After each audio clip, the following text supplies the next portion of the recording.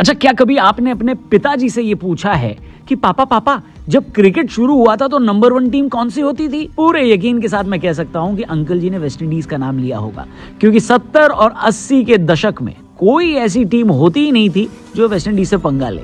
खतरनाक बल्लेबाजों की फौज और खूंखार गेंदबाजों से भरी उस दौर की वेस्ट इंडीज की टीम मैच जीतने के लिए सामने वाले को लहूलुहान तक कर सकती थी। मगर लगभग 30-40 साल में इस टीम के हालात बदल गए, जज्बात बदल गए, जिंदगी बदल गई और आज ये टीम वर्ल्ड क्रिकेट में एक चैंपियन टीम से बदलकर एक बॉनी टीम बन गई। आज इस बॉनी टीम से हमारा दूसरा टेस्ट दिल्ली में है और निश्चित ही इस मैच में टीम इंडिया एक बार फिर वेस्ट इंडीज को चित करेगी। अगर आपको भी लगता है ऐसा तो कमेंट करके बताना। भाई ने बोला करने का तो करने का। हेलो हाय नमस्कार, क्रिको देख रहे हैं आप, मेरा नाम है रौनक। क्रिकेट में फास्ट बॉलिंग के लिए एक टर्म इस्तेमाल होता है परफ्यूम बॉल। क्या आपको इसकी जानकारी है? नहीं है तो मैं बताता हूँ। परफ्यूम बॉल उस गेंद को कहते हैं जो बल्लेबाज के नाक के पास से गुजरे और बैटर को लेदर की स्मेल आए। और ये गेंद डालने में वेस्ट इंडीज के बॉलर्स एक जमाने में माहिर हुआ करते थे और यही उनकी सबसे बड़ी ताकत थी। Michael Holding, Joel Garner, Andy Roberts, Malcolm Marshall जैसे गेंदबाज विरोधी टीम के बल्लेबाजों के लिए खौफ का दूसरा नाम थे। Clive Lloyd, Vivian Richards, Gordon Greenidge और डेसमंड हेन्स जैसे बल्लेबाज सामने वाली टीम के बॉलर्स की रातों की नींद उड़ा कर रखते थे। ऐसा नहीं है कि इस टीम में फिर कोई अद्भुत सितारा नहीं आया, क्योंकि इसी टीम के लिए महान ब्रायन लारा खेले। इसी टीम के लिए कोर्टनी वॉल्श और कर्टली एम्ब्रोस जैसे धाकड़ गेंदबाज हुए और इसी टीम ने दुनिया को दिया यूनिवर्स बॉस क्रिस गेल।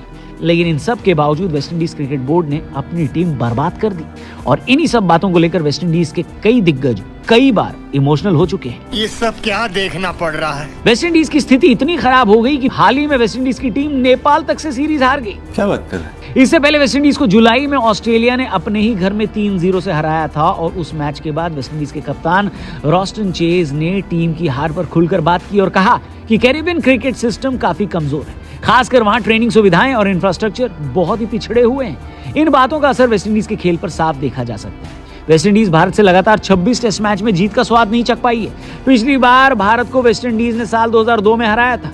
इन्हीं सब बातों को ध्यान में रखकर वेस्ट इंडीज के पूर्व कप्तान डैरेन सैमी ने कहा कि वेस्ट इंडीज में टेस्ट क्रिकेट का पतन व्यवस्था का कैंसर है, जिसकी शुरुआत काफी पहले हो गई थी। 2 बार की T20 वर्ल्ड कप विजेता कैप्टन का मानना है कि प्रदर्शन के दम पर अगली पीढ़ी के लिए छोटे प्रारूप यानी स्मॉल फॉर्मेट के कई रोल मॉडल हैं और रिसोर्सेस उपलब्ध होने पर ही वो खेला जा सकता है। सैमी ने कहा कि ये कैंसर की तरह है जो सिस्टम में पहले से था। अगर आपको कैंसर होता है तो आपको पता है कि क्या होता है।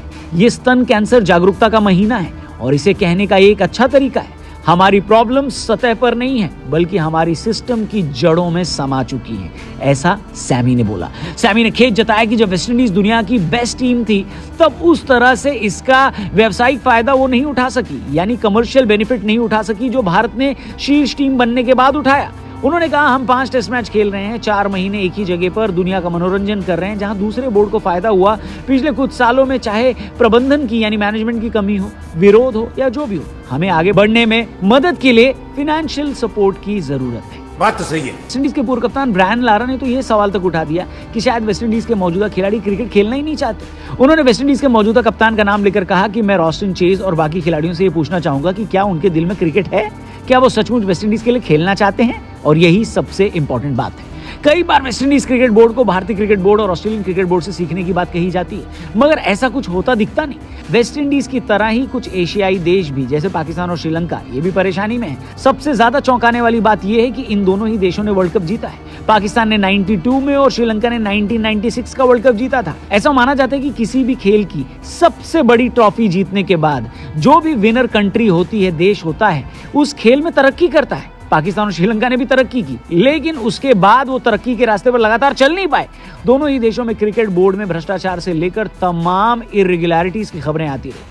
राजनीति का बोलबाला चरम पर रहा और यही हाल वेस्ट इंडीज क्रिकेट का भी है। इसमें कोई डाउट ही नहीं कि वेस्ट इंडीज क्रिकेट में पोटेंशियल की कोई कमी है ना, बहुत ही स्ट्रांग टीम है, मगर जब तक इस देश का क्रिकेट बोर्ड अपने क्रिकेट के लिए खड़ा नहीं होगा तब तक ये देश क्रिकेट जगत में किसी कोने में ही पड़ा होगा। ये भी ठीक है। तो अगर आपके पास कोई सजेशन है, कोई सुझाव है वेस्ट इंडीज क्रिकेट बोर्ड के लिए या वेस्ट इंडीज के खिलाड़ियों के लिए,